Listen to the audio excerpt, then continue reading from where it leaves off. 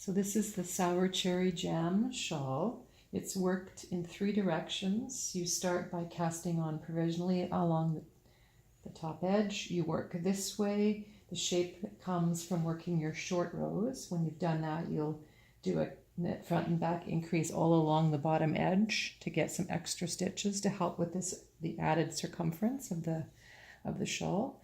Then you're going to do a provisional cast on for the contrast border, and then you'll work an applied border all the way along the bottom edge from top left all the way to the top right.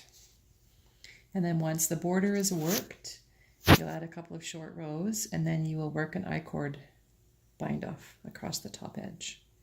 So I'm going to show you how to do this in stages. It involves a few steps. Okay, so here's my mini version of the shawl. You've cast on, or you've provisionally cast on and then worked down, and then you've added extra stitches, and then now you're back ready to start the applied border. So that's the top, but you're going to actually flip it around. So here is the top left. It's actually the bottom right when you flip it around, but it's the top left. Okay, so here's the shawl. You're ready to start working your applied border. Before you do that, you do a provisional cast on for your applied border, which, as you can see, I've done here. Worked some short rows, and now you're ready to join the border to the shawl. So the first step here is to work row 1 of the chart, which tells you to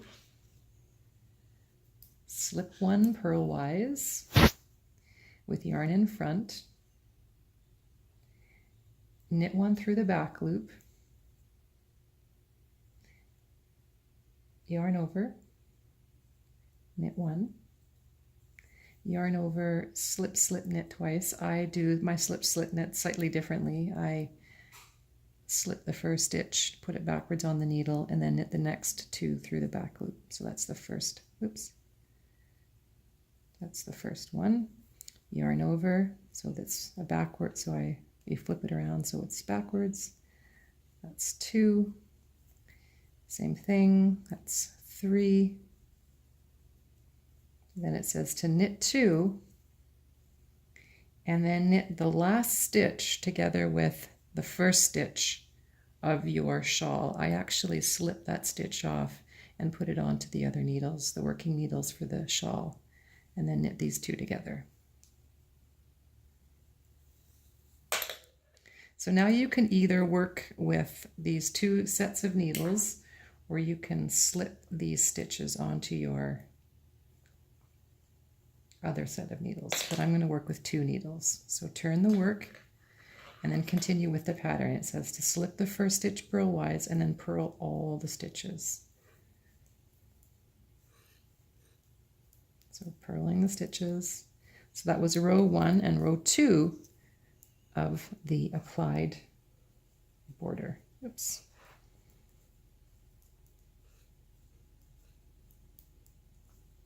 All the way to the end, and then you will turn your work and start working row 3. So now that second set of needles has fallen away, so I'm just going to get rid of them, and I'm just going to keep working with the 1 set of needles, the set of needles that is attached to the body of the shawl. Okay, so now we work row 3. Slip 1 with the yarn in front, actually I should, and then we knit 1 through the back loop, yarn over, knit 3, yarn over, slip, slip, knit. So as you remember, I reverse the stitch and knit through the back loops. That's how I do my slip, slip, knits. You can do it however you want. Slip, or yarn over, slip, slip, knit.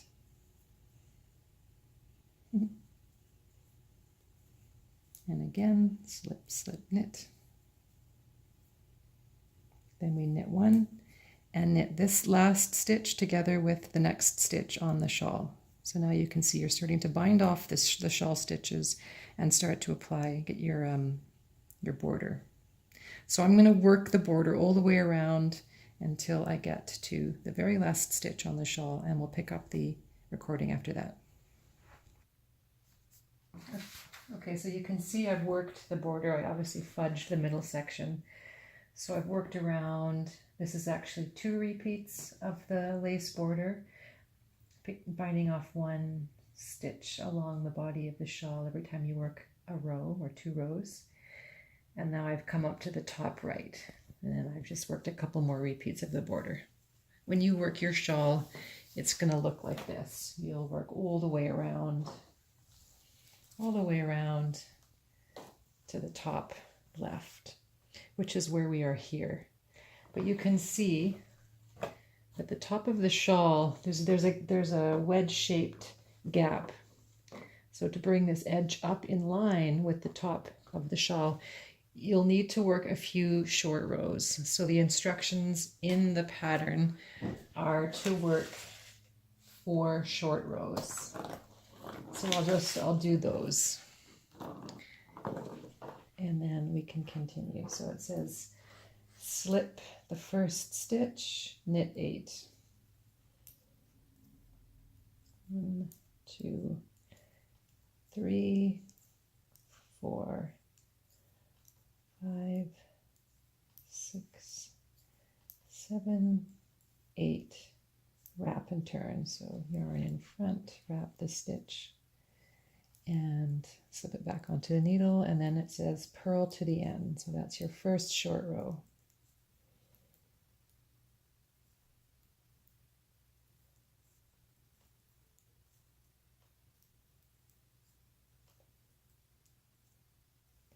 So that's the first one.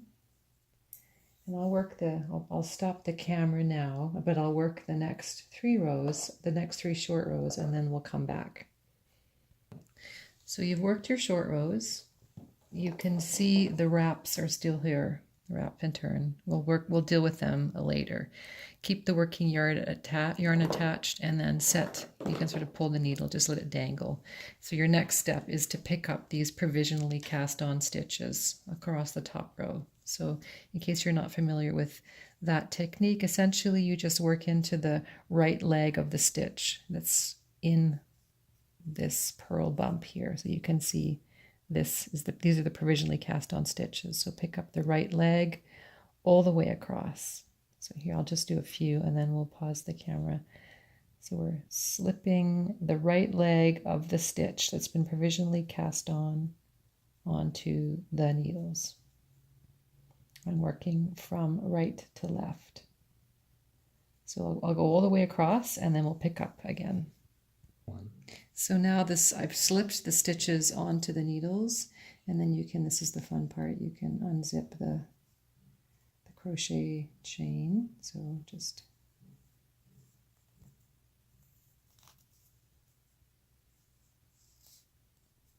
sometimes the yarn is a bit sticky.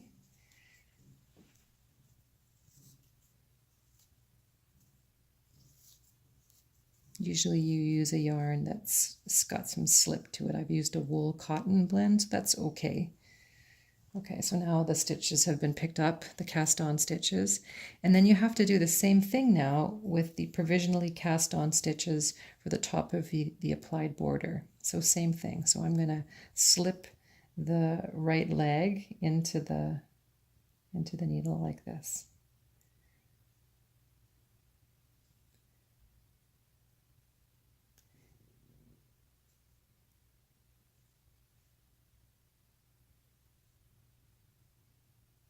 It's a little fussy, but it's not too bad.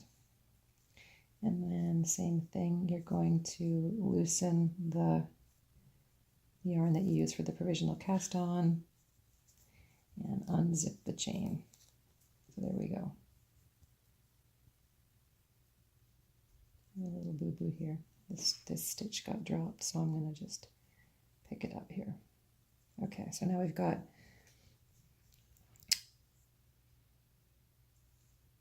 these stitches from the top of the shawl, the provisionally cast on stitches for the border, and then slide the needles. so that you've got your live stitches with, so the needle is coming out of the top, right? And now you're ready to, so you've got 2 sets of needles, the applied border on one, and then the top of the shawl and the other side of the applied border on another set of needles. So now you're going to start working across the top of your shawl.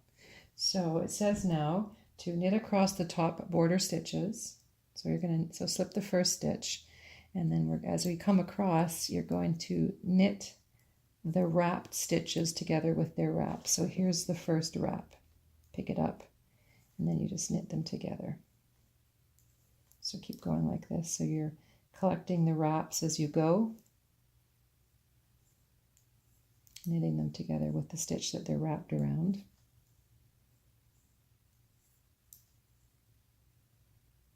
That's the last one, I think. Yep. So we've knit across these stitches. You can drop the other end of the needle. So you can see here, now we're in the gap between the top of the shawl and then the border.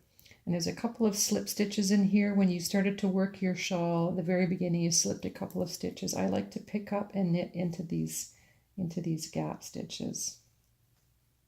So there we go, pick up and knit. Now you're going to knit across all of these stitches. Knit across. So we'll pause, and once I've come to the end, I'll show you what to do next. So now you've knit across the shawl stitches. You come to the gap between the border and the edge of the shawl stitches. So same as the other side. I like to just pick up and knit a couple of stitches into this gap here. And I might even do one more here, just for good measure. And then knit across the applied border stitches that were provisionally cast on. So now, I'm getting closer, you're almost at the end.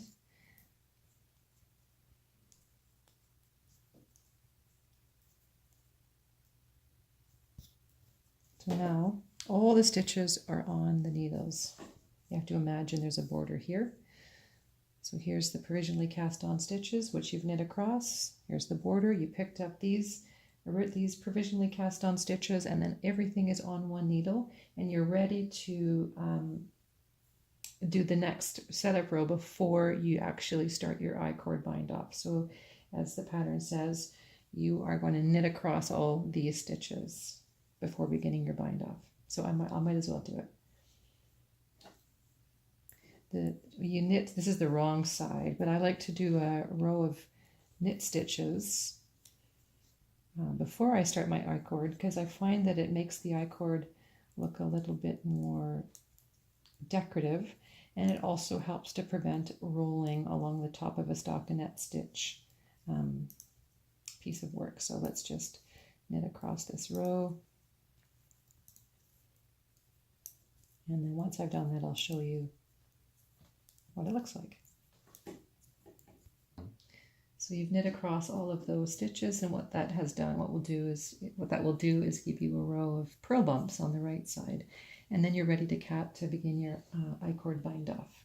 So for this, you need to cast on 3 stitches using the cable cast on. So insert the right hand needle between the last 2 stitches and twist and put it on the needle. So that's one, same thing, between the 2 stitches, twist. Before you've tightened it, slip the needle between those 2 stitches and then give it a little twist. Now we're going to begin the I-cord cast off. So you knit 2 and then knit the next 2 through the back loops. And then you return all 3 stitches to the needles. And then you're just going to repeat that all the way across. So knit 2, and then knit 2 together through the back loops. Slip those 3 stitches back on the needles and keep on going. I'll just do a couple more. Knit 1, 2, knit 2 together through the back loops, and then return those stitches to the needles. and so on. So what that ends up with, so once you've finished, you'll have completed your I-cord bind off all the way across the top edge. And you can just see that row of purl bumps here. And then here's the I-cord on both sides. It just gives the top edge some structure, and then it completes the look of the shawl. So I hope these instructions are helpful, and enjoy your bind off, your cast off.